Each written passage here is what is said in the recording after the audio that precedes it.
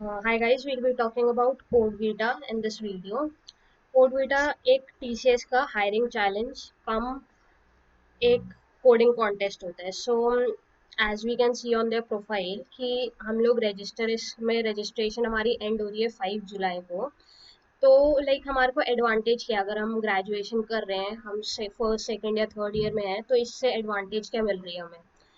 तो इससे क्या है कि हमारे पास इसमें 3 राउंड्स हैं. फर्स्ट राउंड है प्री क्वालिफायर जोनल्स राउंड 1, फिर क्वालिफायर राउंड, फिर उसके बाद ग्रैंड फिनाले. तो ये सीक्वेंस वाइज हो रहा है. तो जो हमारा डिफिकल्टी हर लेवल के साथ इंक्रीज हो जाती है.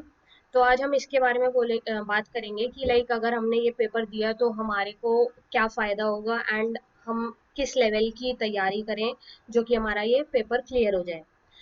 जैसे कि हम देख सकते हैं कि पहले 2 राउंड हमारे ऑनलाइन होने वाले हैं, राइट. तो अब इससे हमारा फ़ायदा क्या हो रहा है, पहले ये बात करते हैं. जैसे अपना जैसे ये प्री क्वालिफायर राउंड है, वो हमारा जुलाई में होगा अपना पेपर. लाइक स्टार्ट डेट इसकी 10 जुलाई है, एंड डेट इसकी 25 जुलाई है. तो ये जोन वाइज होता है पेपर एंड हमें पता चल जाएगा कि हम कौन से जोन में हैं. एक बार हम जब रजिस्टर कर लेते हैं तो हमें पता चल जाएगा कि कौन से डेट को हमारा है पेपर. तो ये बेसिकली एक 24 आवर्स कोडिंग चैलेंज होता है. उसमें हमारे पास 6 क्वेश्चंस मिलते हैं हमें. क्वेश्चंस की डिफिकल्टी के बारे में भी बात करेंगे, बट हम एक बार बता देते हैं कि लाइक पैटर्न क्या है. तो 24 आवर्स होते हैं, 6 क्वेश्चंस होते हैं, हम कभी भी ओपन कर सकते हैं उसे for a duration of 6 hours, right. तो मैं रिकमेंड करूँगी लाइक ऐसे ऐसे आवर्स मत चुनो कि बिल्कुल पीक टाइम हो. जैसे क्योंकि लाइक लास्ट ईयर ऐसा हुआ था, उनके सर्वर पे बहुत ज़्यादा लोड हो गया था एंड फिर लोग उसमें लॉग इन नहीं कर पाए थे. बेसिकली तुम क्वेश्चन अटेम्प्ट नहीं कर पाओगे एंड फिर उसके बाद बहुत दिक्कत होगी. You will be disqualified from that round. Like सुबह का टाइम या फिर रात का टाइम जिसमें कि तुम शांति से 6 घंटे आराम से क्वेश्चंस कर सको. अब क्वेश्चंस की डिफिकल्टी के बारे में आते हैं, बात करते हैं प्री क्वालिफायर राउंड में. तो प्री क्वालिफायर राउंड में लाइक ऐसा होता है, 6 क्वेश्चंस में से 3 या 4 क्वेश्चंस आराम से निकल जाएंगे. किस किस टॉपिक्स पे होते हैं, स्ट्रिंग्स होता है अपना, फिर एरेज हो गया, फिर उसके बाद हमारे पास रिकर्जन हो गया. रिकर्जन के ठीक ठाक लेवल के क्वेश्चन आते हैं एंड इससे हमारे फर्स्ट 3 या 4 क्वेश्चंस बन जाते हैं. अगर हमने लाइक इसमें प्रैक्टिस अगर लाइक हमने 3-4 महीने की भी कर रखी है ना, तो आराम से 2 या 3 क्वेश्चन निकालना आसान हो जाता है. अब लाइक क्या हो सकता है, अब जैसे अगर हमने पहला मतलब 1 या 2 क्वेश्चंस कर लिए, तो हमें इसका एक एडवांटेज मिलता है कि हमें इंटरव्यू कॉल आती है अगस्त के मंथ में. तो इंटरव्यू कॉल से क्या होता है कि हमारे को लाइक दोनों पैकेजेस के लिए बैठने को मिलता है. टीसीएस हम हमारे को 2 पैकेज के लिए हायरिंग करती है. एक तो निंजा प्रोफाइल है और एक डिजिटल प्रोफाइल है. So as the name suggest, digital में हमारा थोड़ा ज़्यादा पैकेज होता है, 7 LPA होता है इसमें. और इसमें 3.3 के करीब कुछ होता है, 3.36 LPA, राइट. तो अगर हमने कोड बीटा के राउंड 1 में मिनिमम 1 या 2 क्वेश्चंस निकाल लिए, 1 या 2 क्वेश्चंस कर लिए हमने, लाइक फुल्ली एक्सेप्ट हो गए, तो हमें इंटरव्यू मिलता है अगस्त के टाइम में. तो जैसे कि हमें सबको पता होगा लाइक इनका एक TCS NQT होता है, TCS NQT टेस्ट, वो सब लोग दे सकते हैं.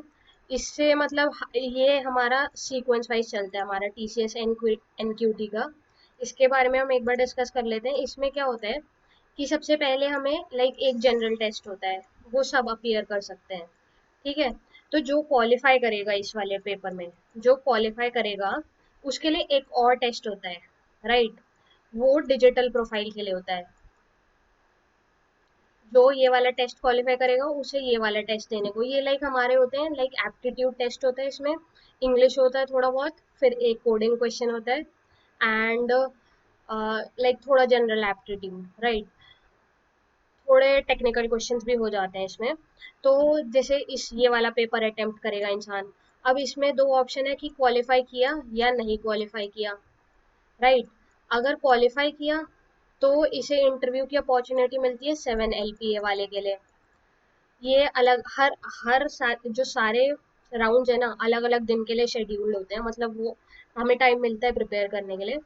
तो हम बेसिकली फ्लो समझ रहे हैं। फिर अगर ये डिजिटल क्वालिफाई नहीं हुआ बट ये क्वालिफाई हो गया था, तो इसके लिए भी हमें एक अपॉर्चुनिटी मिलती है। ये 3 LPA के लिए होता है, 3.3 जो मैंने बताया, 3.3 के लिए। तो हमारे पास ये इंटरव्यू होता है। ठीक है, और सपोज हमारा ये भी क्वालिफाई नहीं हुआ, मतलब पहला पेपर क्वालिफाई नहीं हो पाया, तो इसके बाद भी हमें एक अपॉर्चुनिटी मिलती है, नहीं क्वालिफाई होने के बाद भी, जो कि 3.3 LPA की होती है। ठीक है, तो मतलब TCS काफी अपॉर्चुनिटीज देती है हमें, उनको उनके लिए काम करने के लिए। तो लाइक अगर हमने ये क्लियर नहीं किया तो हमारे पास ये होगा, 3.3 के लिए हम इंटरव्यू देंगे। फिर अगर हमने डिजिटल का पेपर भी निकाल लिया तो हम 7 LPA और 3 LPA, 3.3 LPA के लिए बैठेंगे। ये हमारा डिपेंड करेगा कि हमने इंटरव्यू कितना अच्छा दिया। ठीक है, अगर बहुत अच्छा दिया तो 7 LPA मिल जाएगी, वरना 3.3। फिर अगर ये वाला पेपर क्वालिफाई नहीं हुआ डिजिटल वाला, तो फिर एक इंटरव्यू होगा जो कि इस रेंज के लिए होगा। राइट, तो ये तो हमारा हो गया TCS NQT का प्रोसेस। बट अब ऐसा हो सकता है कि हमें एक और इंटरव्यू चाहिए, तो वो चीज़ हमें कोड वीटा दे रही है। सही है, कोड वीटा हमारे पास एक एडेड एडवांटेज है ये पेपर ना देने के लिए, मतलब लाइक हम पेपर तो देंगे ही, क्योंकि इसका कोड वीटा का रिजल्ट पेपर, पहला पेपर अगर हो जाए उसके बाद आता है कि आप सेलेक्ट हुए कि नहीं, आपका इंटरव्यू कब है।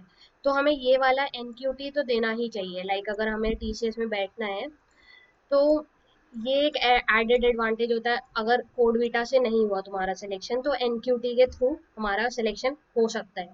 ठीक है, तो सपोज अगर अब हमने फर्स्ट राउंड में कोड वीटा में दो या एक या दो क्वेश्चंस कर लिए, वन या 1+ क्वेश्चंस कर लिए हमने पूरे।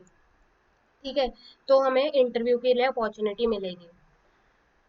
फिर उसके बाद इंटरव्यू में हमारे 3 राउंड्स होते हैं। ठीक है, पहला हमारा टेक्निकल, सेकंड हमारा टेक्निकल, फिर हमारा लास्ट राउंड HR। ये डिपेंड भी करता है कि तुम्हारा किस टाइम हो इंटरव्यू, जैसे सुबह जिनका होता है उनके तीनों राउंड होते ही होते हैं। अगर लाइक इसमें अच्छा परफॉर्म किया फिर इसमें अच्छा परफॉर्म किया तो HR में होगा। एंड तुम्हें ये मोस्ट लाइकली कि तुमने क्योंकि कोडिंग क्वेश्चंस भी किए हैं, तो तुम्हें अच्छा वाला पैकेज, डिजिटल वाला पैकेज मिल जाए।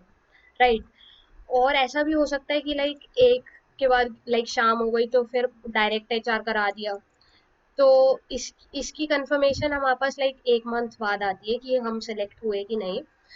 तो कोड वीटा का ये बहुत बड़ा एडवांटेज है कि हमें एक एडिशनल अपॉर्चुनिटी मिल जाती है ये पेपर के अलावा, NQT के अलावा। ठीक है, अब हम क्वेश्चंस, उसके बाद क्या होता है अगर हमने ये क्वालिफाई कर लिया। अब देखो लाइक इसकी क्वालिफिकेशन एंड जो हम इंटरव्यू में बैठ रहे हैं उनकी थोड़ी क्वालिफिकेशन में वो होता है डिफरेंस, कि अगर जैसे इसमें 2 या 3 क्वेश्चन निकाल लिए तो तुम क्वालिफाई होगे नेक्स्ट राउंड के लिए। बट इंटरव्यू अगर तुमने एटलीस्ट एक भी क्वेश्चन किया ना तो तुम्हें इंटरव्यू मिलेगा। तो अब सपोज तुम क्वालिफाई हो गए, हम क्वालिफाई हो गए, तो अब ये कब होता है एग्जाम, ये 7 नवंबर या 8 नवंबर के आसपास होता है। ये हमें पता चल जाता है, तो इसमें हमारे को काफी टाइम मिल रहा है अपना प्रैक्टिस करने का। जुलाई से नवंबर तक का पूरा टाइम है। ये हमें मेल आ जाती है 2-3 महीने के बाद कि हमारा राउंड इस समय है। ठीक है, ये भी अपना ऑनलाइन होगा राउंड। तो अब जब ऑनलाइन है राउंड, अब इसकी थोड़ी सी डिफिकल्टी थोड़ी बेटर होती है एंड टाइम भी हमें कम दिया जाता है। लाइक पहले 24 आवर्स की विंडो थी, अब शायद से कम हो जाती है। तो इसमें भी हम अगर लाइक इसमें होता है कि जो टॉप 25 आए, क्योंकि ये वर्ल्ड लेवल पे कॉन्टेस्ट होता है ना, क्योंकि हमें किसका खिताब मिलेगा, वर्ल्ड बेस्ट बेस्ट कोडर का। तो अगर हमने इसमें अच्छे नंबर ऑफ क्वेश्चंस कर लिए, जैसे लाइक इसमें भी 6 क्वेश्चंस होते हैं, अगर हमने 4+ कर लिए तो क्या होगा कि हम टॉप 25 में अगर आए तो हम ग्रैंड फिनाले में जाएंगे, जो कि एक जगह पे लाइक ऑफलाइन होगा ये कॉन्टेस्ट। तो इसका प्राइजेस काफ़ी ज़्यादा होते हैं, लाइक डॉलर्स में $3000 पहले वाली पोजीशन वाले इंसान को मिलता है। सो मेरा मेन एम था कि लाइक इंटरव्यूज़ के बारे में बताना, क्योंकि ये एडेड अपॉर्चुनिटी है हमारे पास। एंड फिर उसके बाद क्या होगा कि हमें सर्टिफिकेट में मिलते हैं, लाइक जो भी हमारी रैंक आई, जो फर्स्ट राउंड से हमें रैंक मिली, तो उसके सर्टिफिकेट्स देते हैं। सो वो भी एक अच्छी चीज़ हो जाती है। सो हमें कोशिश करनी चाहिए कि हम इसमें पार्टिसिपेट करें। एंड फिर इसकी रजिस्ट्रेशन भी यहीं से हो जाएगी, ये campus community dot T C S है, तो इसमें हमारे पास रजिस्ट्रेशन का ऑप्शन है। एक बार हम देख लेते हैं, इसमें अकाउंट बनाना पड़ेगा पहले, फिर उसके बाद आप जैसे हमने इधर लॉगिन कर लिया,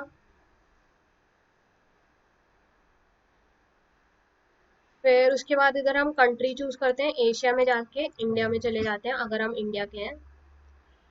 फिर उसके बाद इधर से हम रजिस्टर कर सकते हैं। एंड इनका कंपाइलर इनका खुद का होता है, तो फिर हमें क्या करना है, इनका मॉकवीटा देते हैं, मॉकवीटा हमारे पास अवेलेबल है। इधर जैसे ये प्रैक्टिस लिंक दिया हुआ है, registration link for practice round, तो ये इसे मॉकवीटा बोलते हैं। तो हम बेसिकली फेमिलियर हो जाएं कि इनका पोर्टल कैसा है, तो हम मॉकवीटा दे सकते हैं, जो कि फाइनल टाइम में अगर हमारी कंपाइलर इश्यूज आ रहे हैं तो वो चीज़ कम हो जाए उस समय। तो यही थी, ये काफी इजी होता है, लोग बोलते हैं कि काफी मुश्किल है, बट अगर हम टॉपिक्स की बात करें तो सिर्फ स्ट्रिंग, अगर पहले 4 क्वेश्चंस करने हैं तो जो कि काफी आसान होते हैं, तो स्ट्रिंग्स, एरेज, रिकर्जन थोड़ी अच्छे लेवल की आती है। एंड फिर उसके बाद अगर बेसिक डेटा स्ट्रक्चर पे जाएं तो सेट हो गया हमारे पास, हैश मैप या मैप समझ लो, मैप हो गए हमारे पास। फिर उसके बाद थोड़ी बहुत ट्रीज, बट जैसे मैंने लास्ट ईयर दिया था, तो ट्रीज इतना पूछा नहीं गया था जितना मुझे याद है। एंड फिर उसके बाद कौन कौन दे सकता है, एलिजिबिलिटी क्राइटेरिया क्या है, 2020 बैच, 2021 2022 वाले बच्चे जो 21 में पास आउट होंगे, 22 में पास आउट होंगे या 23 में पास आउट होंगे, तो ये सब दे सकते हैं।